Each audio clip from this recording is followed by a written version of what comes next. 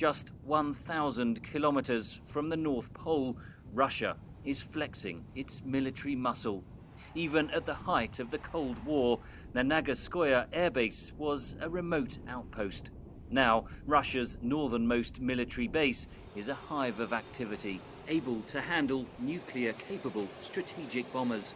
The Kremlin is projecting its power deep into the Arctic. Ensuring peace and security in the Arctic is a major task set by the state, and it's the Northern Fleet that was put in charge of this. NATO has also increased its military activity in the Arctic. US Air Force bombers have been training alongside Norwegian forces in recent months. The military build-up formed a tense backdrop for the Arctic Council summit Thursday in Reykjavik, as Russia took over the rotating chairmanship of the forum from Iceland.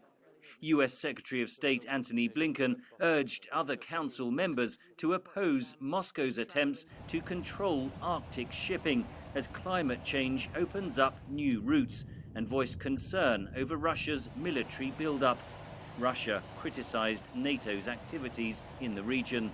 The military activity in the Arctic poses an increasing risk, says Katerina Kurtisova with the European Leadership Network.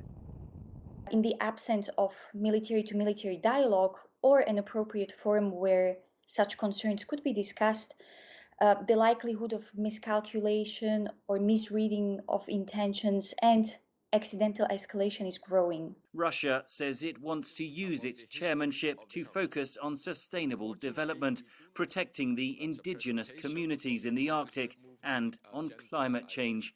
Scientists say the Arctic is warming twice as fast as other regions, with dramatic effects.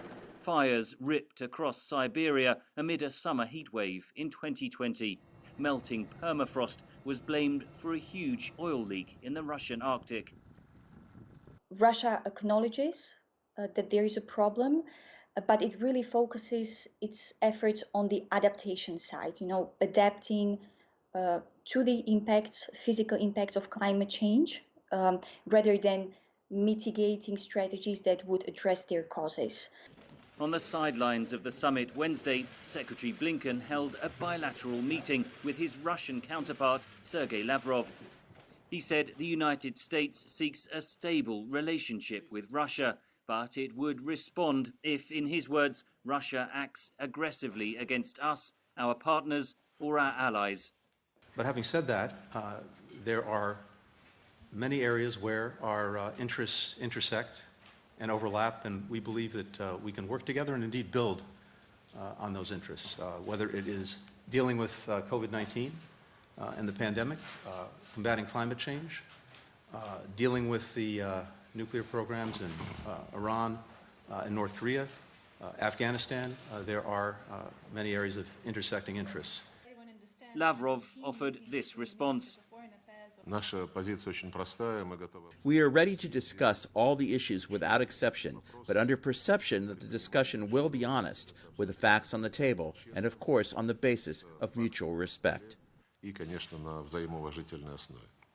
That discussion could take place at the highest level, with a summit between US President Joe Biden and Russian President Vladimir Putin proposed in the coming weeks.